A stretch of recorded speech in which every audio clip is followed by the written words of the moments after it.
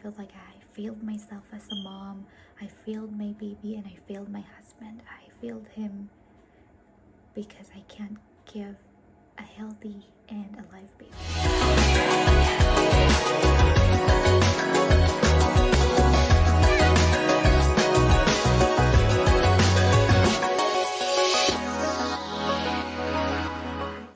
It's Gale and welcome to my channel.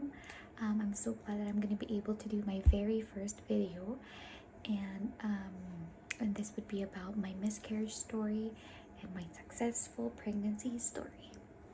I know the first part can be a very sensitive topic to some people because miscarriage is not often talked about compared to a pregnancy story. You don't just ask someone about their miscarriage story. So I decided to do this to connect with other moms that went through the same situation as I did.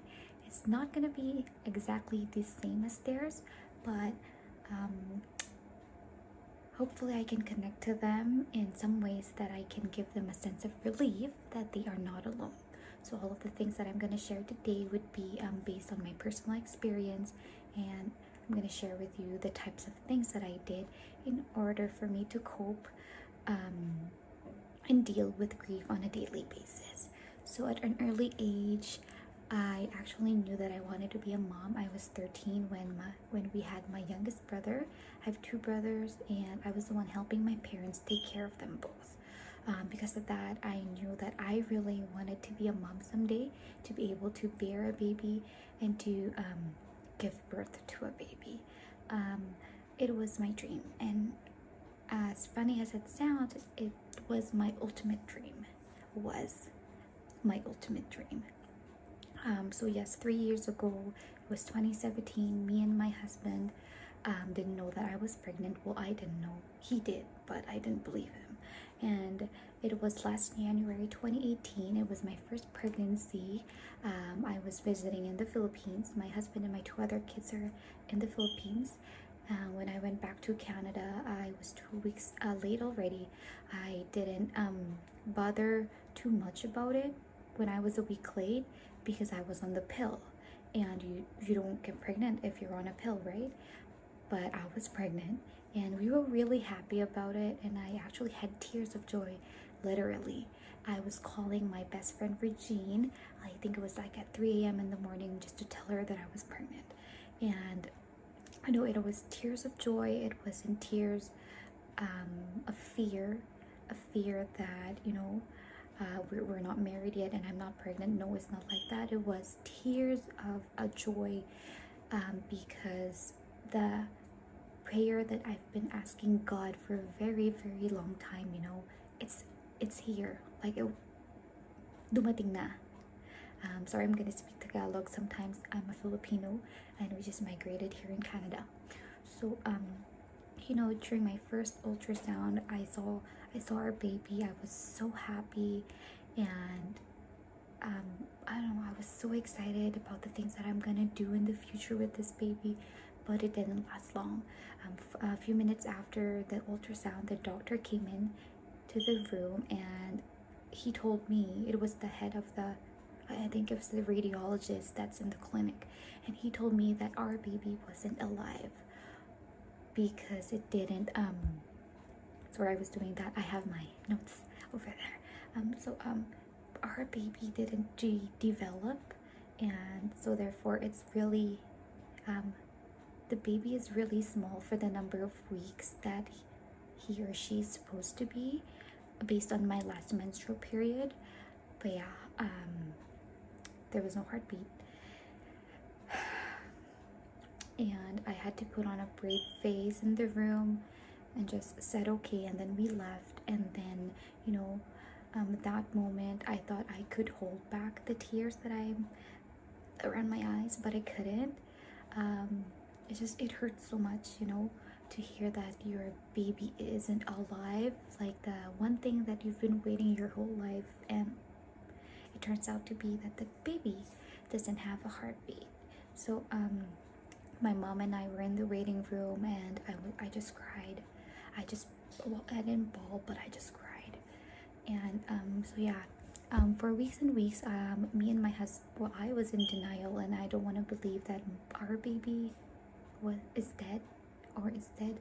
Is that the proper word to use it? But that our baby wasn't alive. So my husband and I decided that maybe we should get another opinion. So I went to 3 different ultrasound places, or place, or whatever. But sadly, we found out that our baby didn't really have a heartbeat. So as heartbroken as we are, the baby has to come out, because if not, my mom said that I might turn septic because of it, because the baby can turn into like a poison in my body. Sobrang pangit sabihin, pero well, I think that's a possibility. I actually didn't have to undergo DNC because I think it was just 8 weeks when it stopped developing. So I just my GP at that time gave me some pills in order for me to pass out the baby. And you know, I was so heartbroken, I was so sad. I felt like my whole life nasira.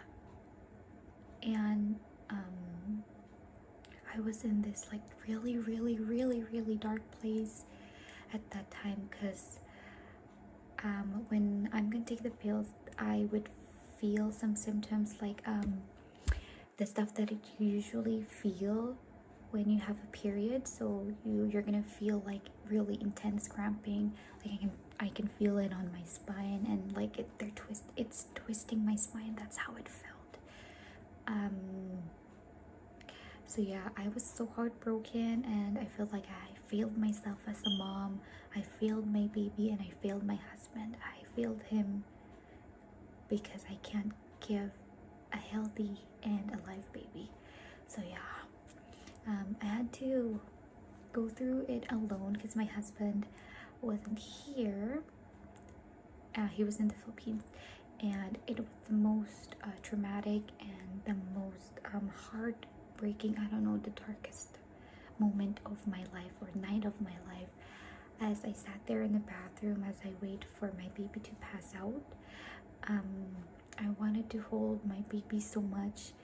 I decided to grab a cup and just catch her. Well, for us, it's her. So just to catch her. So what I did was, when I felt that something was gonna come out, I used my... Okay, so I'm back. Sorry, someone just came upstairs. I had to do this in the living room because Remit's sleeping, and if I talk too loud, he's gonna wake up. And so yeah, so I had to come catch my baby. He wasn't like a fetus, it was just blood. But then I catched my amniotic sac, or I don't know, placenta. The placenta came out. It came out, and so yeah, even though she was just blood, she was still our baby. I still wanted to hold her, you know. I want to put her in a really nice jar so I can bury her. We can bury her. But what we did was that so I have her in the jar, and we just placed it in the Japanese shrine or altar that my husband had in their house in the Philippines. So yeah, that's what I did. And so after that, I was depressed, I was heartbroken, and was really longing for our baby. I lost, I don't know, 5 pounds, and I'm so thin. I lost 5 pounds. I ended up drinking Ensure to gain weight, and yeah, it was really hard. It was hard to work. Everything was really hard for me. But a few months went by, you know. I did everything that I thought that would help me. I diverted myself by journaling, drawing, praying, and I bought Christian books about grieving for your unborn child. So journaling, yeah. I pronounce it right now. Journaling. It helped me deal with my grief on a daily basis by talking to my child. I have this journal and I still have it, and I'm still writing to it. I just write down the stuff that I want to tell my baby, and it helped me release the sadness, the longingness, everything, just so I don't feel, really heavy all throughout the day. So that's what I did. The second one that I did was I drew and painted something. I drew a symbol that signifies that he's gonna be our forever baby, and I'm gonna be her mom forever and ever. And yeah, so, and then the most important thing that I do was I prayed and prayed every day that I want my baby to come back. I hope that she comes back, at that time. I prayed that she will forgive me because I couldn't protect her, and I failed her as a mom. That's how I felt when I miscarried, and because I feel like it's all my fault. It's my body, and something happened to my body that didn't help my baby grow and survive. So yeah, I also did offerings. My mom and my mother-in-law told me, she did this too. She told me to offer some fruits and rice to the Japanese altar or shrine that they have, because through that, I think, from what I remember, our baby will be reincarnated. I think that's how it is in Japan, like in their culture. Side note, my husband is half Japanese, and yeah, here you go. I also bought Christian books about grieving for your unborn child, which really helped me realize, that it's not your fault. Things happen for a reason, and it just says that maybe it's not the right time for the baby. And as bad as it sounds, you're losing your baby can be a good thing, because your baby is with God. Your baby didn't feel any pain, only pure love, in your tummy. So that helped me, and that book helped me realize that she's gonna come back in the right time. So yeah, that's what I did. And the title of the book was Grace Like Scarlet. I'm gonna put the link on the description below so that you can buy it. So I memorialized our unborn baby as well. There's an organization here in Saskatoon that mainly helps grieving mothers and grieving families. So they have this Christmas ornament Christmas ornament that you can put your child's name, and then you're gonna choose a design, and you can hang it on the Christmas tree. I wanted to buy one of those just so she won't be forgotten, I feel like if that's up during Christmas time, she's here with us during that holiday. And what I also did was I have her ultrasound picture, her very first ultrasound picture.